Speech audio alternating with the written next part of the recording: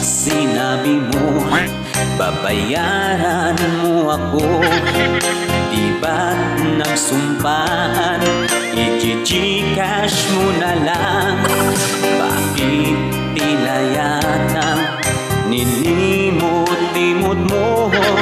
Ikaw pala'y paasa na.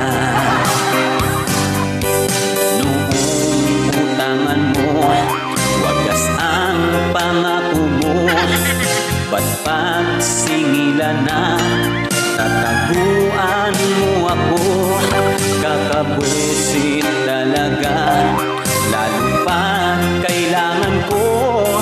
Ngayon'y umaasa sa bayad mo.